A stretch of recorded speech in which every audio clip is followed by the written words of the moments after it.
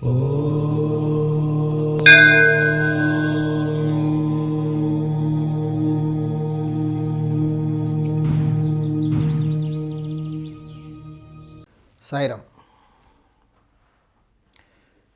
గుడి పక్కన ఇల్లు కట్టుకోవచ్చా? ఇంటి ముందు గుడి ఉంది, ఉండొచ్చా? ఇంటి వెనకాల ఒక పెద్ద గుడి ఉంది, అక్కడ ఇల్లు కట్టుకోవచ్చా? అసలు అలాంటి ఇళ్ళల్లో ఉండొచ్చా? మొన్న ఒక అతను కామెంట్లో పెట్టాడు, మా ఇంటికి కొంచెం దూరంలో సిక్కు గుడి గురుద్వార ఉందంటే అక్కడ ఇల్లు కట్టుకోవచ్చా? గురుద్వారైనా గుడి అయినా ఏదో ఒకటే కదా, మస్జిద్ అయినా అన్నీ ఒకటే. కాకపోతే ఏంటంటే ఇంకొంతమంది ఏమో శ్మశానం దగ్గర ఇల్లు కట్టుకోవచ్చా, పక్కనే శ్మశానం ఉండి అక్కడ ఉండొచ్చా? ఇలా చాలామందికి చాలా డౌట్లు ఉన్నాయి ఇప్పుడు. సరే, శ్మశానం దగ్గర ఇల్లు కట్టుకోకూడదు, బాగానే ఉంది. అది గుడి పక్కనే ఇల్లు కట్టుకోకూడదు అంటే మనకు ముందు ఇల్లు గుడి ఉండకూడదు అని ఒకప్పుడు శాస్త్రం, ఒప్పుకుంటాను. ఎందుకంటే ఇప్పుడు ఇంటికి ముందు మన తూర్పు ఫేసింగ్ అనుకోండి, తూర్పు ఫేసింగ్ అంటే మనకు తూర్పులో రోడ్డు ఉంది, అటు పక్క గుడి ఉంది తూర్పులో కూడా. అంటే గుడి నీడ ఇంటిపైన పడకూడదు అనేది ఒక శాస్త్రం, ఒప్పుకుంటాను. అది ఆ రోజుల్లో అన్నీ కూడా ఊరికే ఒక గ్రౌండ్ ఫ్లోర్ వరకే ఇళ్ళన్నీ కూడా. ఇప్పుడు ప్రతి ఇల్లు కూడా 3-4 ఫ్లోర్స్. మనం తూర్పులో కొంచెం ఖాళీ స్థలం వదిలిపెట్టి కట్టుకుంటాం, ఉత్తరంలో వదిలిపెడతాం. తూర్పులో ఎదురుగా గుడి ఉంది, ఆ గుడి నీడ ఇంటిపైన పడుతుంది, ఒప్పుకుంటాను. కానీ గుడి లేదనుకోండి, నేబరే ఉన్నాడు అంటే మనకు ఎదురుగా ఇంకొకరు, అతను పెద్దగా ఇల్లు కట్టేశాడు. మనం ఉత్తరం ఫేసింగ్ అనుకోండి, తూర్పులో ఉన్న అతను పెద్దగా బిల్డింగ్ కట్టాడు మనకంటే ఎత్తుగా. ఇప్పుడు మన ఇంటిపైన మొత్తం నీడ పడుతుంది కదా. అది కూడా గుడి కంటే పెద్దగా అయిపోయింది ఇప్పుడు. అప్పుడు గుడి గోపురాలు మాత్రమే హైట్గా ఉండేది, ఇప్పుడు ప్రతి ఇల్లు కూడా 2-3 ఫ్లోర్స్. మనకంటే అతను బాగా పైకి కట్టేశాడు అనుకోండి, దాని నీడ మన ఇంటిపైన పడుతుంది కదా, అది కూడా దోషమే మరి. కానీ ఈ రోజుల్లో ఇంకా ఇల్లు కట్టుకోవడం మరీ కష్టం. నాది గ్రౌండ్ ఫ్లోరే, 2 ఫ్లోర్సే ఉంది, పక్కిల్లు నాకు తూర్పులోనే అతను 4 ఫ్లోర్స్ కట్టుకున్నాడు అంటే మరి ఆ నీడ పడుతుంది. ఆ దోషమే కాదని నన్ను. కాకపోతే మనం ఆ ఖాళీ స్థలం వదులుకున్నాం కాబట్టి కొంచెం బాగుంటుంది. తూర్పులో అసలు ఖాళీ స్థలమే లేదు, మనకు కొద్దిగా వదిలేము, కొంచెం ప్రభావం ఎక్కువగా చూపిస్తుంది. కానీ ఈ రోజుల్లో ఇప్పుడు స్థలం దొరకడమే కష్టంగా ఉంది. కంప్లీట్గా 100% వాస్తు పాటించాలంటే కొంచెం ఇబ్బందే కాదని నేను ఒప్పుకుంటాను. కానీ ఊరికే జనాల్ని భయపెట్టించడం ఎందుకు, అందుకే నేను ఏమి కాదని చెప్తాను. మన పక్కనే మనది నార్త్ ఫేసింగ్ ఇల్లు అనుకోండి, తూర్పులో ఉన్న అతను పెద్ద బిల్డింగ్ కట్టేసుకున్నాడు, అతనికి అది వెస్ట్ కాబట్టి కట్టేశాడు, మనకు అది తూర్పు. ఆ ఇంటి నీడ మన ఇంటి పైన పడుతుంది, కొంచెం ప్రభావం ఉంటుంది దాన్ని. మన వెస్ట్లో ఉన్న నేబర్, మన వెస్ట్లో ఖాళీగా ఉంది, అసలు ఎవరు ఇల్లు కట్టలేదు, అప్పుడు ఇంకొంచెం ఎఫెక్ట్, ఇంటెన్సిటీ కొంచెం ఎక్కువగా ఉంటుంది. అంతేగాని ఇప్పుడు తూర్పులో పెద్ద బిల్డింగ్ ఉంది అని ఊరికే భయపెట్టిచ్చేస్తే ఇప్పుడు జనాలు ఎక్కడ ఉండాలి, ఇల్లు వదిలిపెట్టి పారిపోవాలి. ఇంకా ఎక్కడికి వెళ్ళినా కుదరదు అది. ఎవరో ఒకరు ఇల్లు కట్టేస్తూనే ఉంటారు మనకంటే హైట్లో. కానీ కొంతమంది ఏమంటున్నారంటే, తూర్పులో ఉన్న ఇల్లు హైట్ ఉంది కదా, మంది కూడా హైట్ కట్టుకుని సరిపోద్ది వాళ్ళకంటే ఎక్కువ. కానీ మనం ఆ ఇంటికంటే ఎక్కువ కట్టుకున్నా నీడ మాత్రం పడుతుంది కదా, సూర్యకిరణాలు మనం ఇంటిపైన పట్టంలే, దోషమే. తూర్పులో ఎత్తైన బిల్డింగ్ ఉంటే మనం ఇంకా దానికంటే ఎత్తు కట్టుకున్నా ఆ దోషమే, కాదని ఉండదు అని కాదు. కానీ చెప్పేవాళ్ళు దానికంటే మీరు కొంచెం ఎత్తుగా కట్టుకోండి, ఉండదు అని చెప్తున్నారు. ఉంటుంది, అందుకే సైకలాజికల్గా భయపెట్టించడం ఎందుకని, లోపల మన ఇంటి లోపల కొంచెం జాగ్రత్తగా తీసుకుంటే పర్వాలేదు.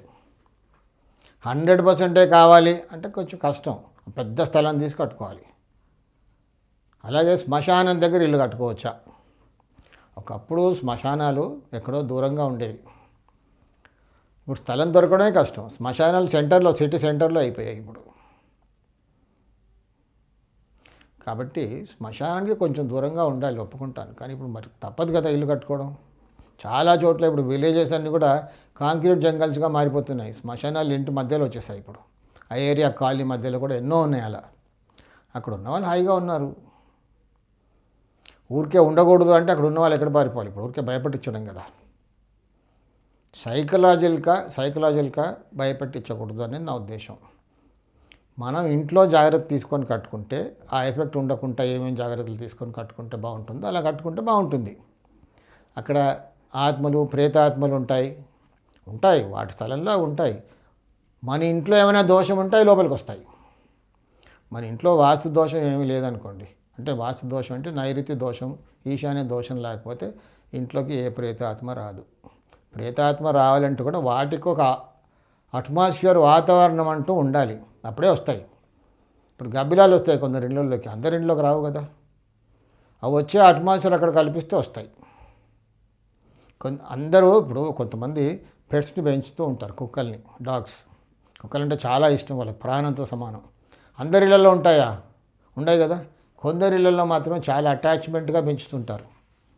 ఎందుకలా అంటే నాకున్న ఈ కొద్ది 40 సంవత్సరాల అనుభవంలో నేను గమనించింది ఏంటంటే ప్రాక్టికల్గా వాయవ్యం దోషం ఇళ్ళల్లో కుక్కలు అంటే కొంచెం ఇష్టపడుతూ ఉంటారు. ఆ ఇంట్లో కుక్క తప్పకుండా ఉంటుంది. అంటే అవి అక్కడ ఉండే వాతావరణం ఏర్పడింది కాబట్టి అక్కడ ఎలాగో వస్తుంది, తెచ్చుకుంటారు, అక్కడ పెంచుతారు. అలాగే కొందరు ఇళ్ళలో పిల్లులు ఎక్కువ కనబడతాయి, క్యాట్స్ చాలా ఉంటాయి అక్కడ. వాళ్ళ క్యాట్స్ అంటే విపరీతమైన ప్రేమ. దానికి కూడా వాయవ్యం పెరిగి ఈశాన్యం కట్ అయిపోయి తూర్పు ఈశాన్యం కూడా కట్ అయితే అలాంటి ఇళ్ళల్లో మనకు ఎక్కువగా పిల్లులు కనబడుతూ ఉంటాయి. కాబట్టి ఇప్పుడు శ్మశానం దగ్గర ఇల్లు కట్టుకోవచ్చా? చాలా ఇళ్ళు ఉన్నాయండి. అక్కడ ఉన్న వాళ్ళు కూడా హాయిగా ఉన్నారు. ఉండకూడదు అనేది ఒక శాస్త్రం, దానికి ఒక పెద్ద థియరీ ఉంది, ఒప్పుకుంటాను. కానీ ఈ రోజుల్లో కుదరదు కదా. ఇప్పుడు కట్టుకునే వాళ్ళు ఉండకూడదు అంటే ఎక్కడికి పోవాలి? అక్కడి నుంచి ఖాళీ చేసి వెళ్ళిపోలేరు, అక్కడ బ్రతకలేరు, సైకలాజికల్గా చచ్చిపోతారు. కాబట్టి అక్కడ ఆత్మలు అవన్నీ కూడా వాటి ఎఫెక్ట్ వీళ్ళపైన ఉండకుండా ఇల్లు కట్టుకుంటే బాగుంటుంది. ఇంకా కొంచెం ఆ స్మోక్ వల్ల ఉంటుంది, ఆ పొగ వల్ల ఎఫెక్ట్ ఉంటుంది అంటే ఉంటుంది. ఇప్పుడు వైబ్రేషన్ ఎక్కడ లేదు, ఇప్పుడు రేడియేషన్ ఎక్కడైనా ఉంటుంది. ఇప్పుడు ప్రతి మొత్తం అంతా ఎక్కడికి వెళ్ళినా మనకు రేడియేషన్ అంటూ ఉంది. వైఫై ఎక్కడైనా సిగ్నల్ ఉంది కాబట్టి రేడియేషన్ ఉంది. మనం జోలు పెట్టుకొని తిరుగుతున్నాం సెల్, రేడియేషన్ అంతటా ఉంది. ఇప్పుడు సర్వాంతర్యామి. శ్మశానంలో అయితే ఆ పొగ అక్కడే ఉంటుంది, పర్వాలేదు. కానీ అది మనకు ఎఫెక్ట్ కాకుండా మనం ఇల్లు కట్టుకుంటే బాగుంటుంది. ఆ మధ్యలో ఒక వీడియో చేశాను, అంటే మన పక్క వాళ్ళు ఇల్లు దోషం మనకి ఏం ఎఫెక్ట్ అవ్వదు అని. సో కామెంట్లో ఒకతను రాశాడు, 40 ఏళ్ళ అనుభవం మీకు ఉంది, చాలా గ్రేట్ అండి, కానీ నాకు ప్రాక్టికల్గా నేను చూశాను. అంటే అతను సౌత్ ఫేసింగ్ ఇల్లు అనుకుంటాను అతను రాసింది. నాకు ఉత్తరంలో నేబర్ వాళ్ళ ఆగ్నేయంలో టాయిలెట్ కట్టుకొని వాళ్ళ దక్షిణంలో షెడ్ వేస్తే నాకు చాలా ఎఫెక్ట్ అయింది, నాకు యాక్సిడెంట్ కూడా జరిగింది. కరెక్టే, వాళ్ళ ఆగ్నేయంలో కట్టుకుంటే నీకు ఉత్తరంలో ఉన్న అతనికి ఆగ్నేయంలో కట్టుకుంటే నీకు అది ఉత్తరీశాన్యం. అంటే నీ కాంపౌండ్ వాళ్ళ కంటే హైట్గా కట్టుకుంటే ఉత్తరీశాన్యం క్లోజ్ చేసిన ఎఫెక్ట్ వస్తుంది. దక్షిణంలో కప్పేసుకుంటే నీకు ఉత్తరం కవర్ అవుతుంది. అంటే అక్కడ ఏంటి, కాంపౌండ్ వాళ్ళు హైట్గా లేపితే ఏమవ్వదు. ఇప్పుడు అందరు కూడా ఉత్తర ఫేసింగ్ హౌజెస్కి మనం మెట్లు ఎక్కడ కట్టుకోమంటాం, స్టేర్ కేసు ఉత్తర వాయువులో ఉత్తరం గోడ కానుకోకుండా కట్టుకోమంటాం కదా. ఇప్పుడు ఏ వాస్తుత్వం చెప్పినా అదే. నార్త్ ఫేసింగ్ హౌస్కి మెట్ల ఎక్కడ కట్టుకోవాలండి అంటే ఉత్తర వాయువులో ఉత్తర గోడ కానుకోకుండా కట్టుకోండి. పక్కనే అంటే ఇప్పుడు ఈ ఉత్తర వాయువులో ఉత్తర ఫేసింగ్ హౌస్కి మెట్లు కట్టుకున్న అతనికి పశ్చిమంలో ఉన్న నేబర్కి ఆ ఉత్తర వాయువులో మెట్లు ఉత్తర ఈశాన్యంలో దోషంగా మారుతుంది. దానికి ఏం చేస్తాం, అవేర్నెస్ లేదు కాబట్టి అందరూ అలా కట్టుకుంటున్నారు. మనం చెప్పే వాళ్ళని కూడా కట్టుకోమని చెప్తున్నాం.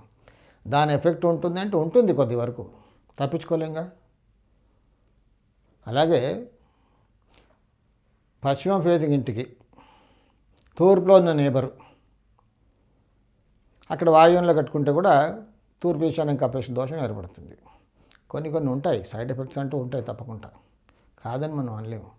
కానీ అదే మనం పాయింట్అవుట్ చేసి చూపించి దోషం అండి అంటే అక్కడ ఉండలేడు, అక్కడి నుంచి వెళ్ళిపోలేడు, సైకలాజికల్గా బాధ, చచ్చిపోతారు. ఇంకా అక్కడున్న దోషం ఎఫెక్ట్ కంటే కూడా సైకలాజికల్గా ఎక్కువ బాధ ఉంటుంది.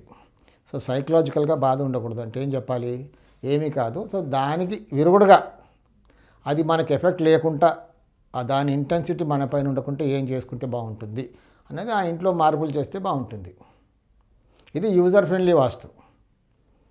ఇలా చేసుకుంటే హాయిగా సంతోషంగా శ్మశానం దగ్గరైనా గుడి దగ్గరైనా ఎక్కడైనా ఇల్లు కట్టుకొని హాయిగా ఉండొచ్చు. సాయి రక్ష.